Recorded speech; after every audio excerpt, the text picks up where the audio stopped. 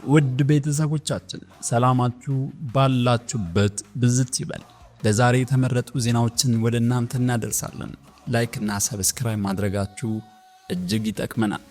ትናንት የተደረጉ የሩብ ፍጻሜ ጨዋታዎች ባየር ሙኒክ ሪያል ማድሪድን በድምር ውጤት 6-4፣ አርሰናል ስፖርቲንግ ሊዝበንን 1-0 በማሸነፍ ግማሽ ፍጻሜ ገብተዋል።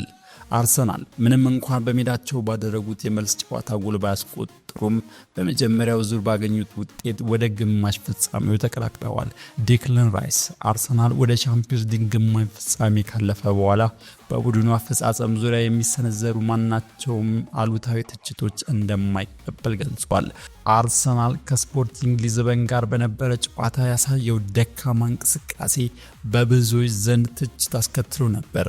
ራይስ ግን ለዚህ ትኩረት እንደማይሰጥ ግልጽ አድርጓል። ተጫዋቹ አጽንኦት የሰጠው ከጨዋታው ውበት ይልቅ በቡድኑ ወደ ቀጣዩ ደረጃ ማለፉ ላይ ሲሆን ይህ የባህሪ ለውጥ አርሰናል ለዋንጫ ያለውን ጥማት የሚያሳይ ነው ተብሏል።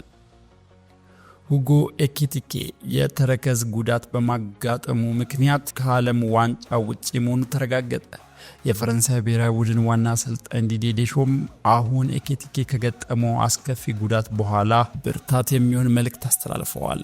በሊቨርፑል ቤት በእንግሊዝ ፕሪሚየር ሊግ ድንቅ የውድድር ዘመን እያሳለፈ የሚገኘው ይህ አጥቂ ባለፈው ማክሰኞ ሊቨርፑል ከፒኤስጂ በተሸነፈበት የቻምፒዮንስ ሊግ ጨዋታ ላይ በደረሰበት ጉዳት የ2026 የዓለም ዋንጫ ህልሙ ተጨናቅፏል።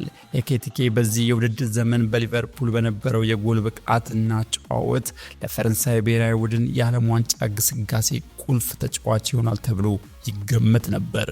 ዴሾም ለተጫዋች ያላቸውን አድናቆት ገልጸው በአሁኑ ሰዓት ከጉዳቱ ይልቅ ለተጫዋቹ ስነ ልቦናዊ ጥንካሬ ቅድሚያ መስጠት እንደሚገባ አሳስበዋል። ለማንቸስተር ዩናይትድ ደጋፊዎች አስደሳች ያለው ዜና አለ። ሃሪ ማጓየር ከቸልሲ ጋር ለሚደረገው ወሳኝ ጨዋታ ከስብስብ ውጪ መሆኑ ይታወቃል።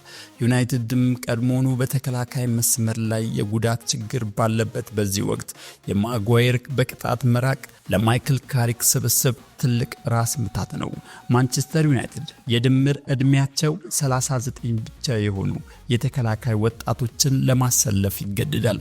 በማንቸስተር ዩናይትድ የተከላካይ መስመር ላይ በደረሰው የጉዳት ማጥ ምክንያት ሌኒየሮና አይደን ሄቨን ክለቡ ሁለቱ ተጫዋቾች አብረው በጀመሩባቸው የዘንድሮ 3 ጨዋታዎች አንዱንም ማሸነፍ አልቻለም።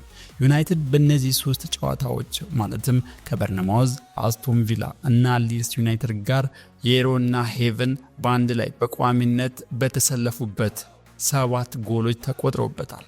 በእነዚህ 3 ጨዋታዎች ሁሉ ቡድኑን የመሩት ሩበን አሞሪም ነበሩ። አሰላለፉም በ3 ተከላካዮች ባክስሪ ነበር። ያ አሁን ሊሆን ይችላል አብረንም ነው ነው። አምበሉ ቤርናንዶ ሲልቫ ማንቸስተር ሲቲን ሊለቅ ነው። የዚህ ጉዞ አካል እንደሆን ስለፈቀዳችሁልኝ አመሰግናለሁም ብለዋል። አማካዩ በሲቲ 9 ዓመታትን ያሳለፈ ሲሆን በበጋው ኮንትራቱ ሲያልቅ ክለቡን እንደሚለቅ ቀደም ብሎ ሲጠበቅ ነበር። ቤርናንዶ በማህበራዊ ሚዲያ ገጾቹ ባወጣው መግለጫ እንዲህ ብለዋል። ውድ የሲቲ ደጋፊዎች ከ9 ዓመት በፊት እዚህ ስመጣ በህይወቴ ስኬታማ ለመሆንና ታላላቅ ነገሮችን ለማሳካት የሚመኝ አንድ ትንሽዬ ልጅ ህልም እየተከተልኩ ነበር። ይህች ከተማና ይህ ክለብ ከጠበቅኩት በላይ ብዙ ነገር ሰጥተውኛል። በጋራ ያሸነፍናቸውና ያሳካናቸው ውጤቶች በልቤ ውስጥ ለዘላለም የሚታወሱ ታላላቅ ታሪኮች ናቸው።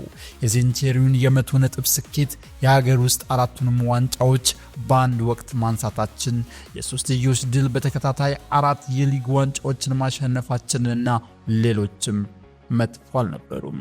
ለክለቡ፣ ለፔፕ፣ ለቡድኑ አባላትና ላለፉት 9 ዓመታት አብረው ለነበሩት የቡድን አጋሮቼ በሙሉ ስለ ሁሉም ትዝታዎች የዚህ ረጅም ጉዞ አካል እንደሆን ስለፈቀዳችሁልኝ አመሰግናለሁ። በየቀኑ ልምምድ ሜዳ የነበረው ድባብ እንደ ቤት እንዲሰማኝና የአንድ ትልቅ ቤተሰብ አካል አድርጎኛል። የቀሩንን የመጨረሻ ሳምንታት አብረን እንደሰት። በዚህ የውድድር ዘመን የቀሩንን ውጤቶች ለማግኘት እንታገል። ሁላችሁንም እወዳችኋለሁ። ቤርናንዶ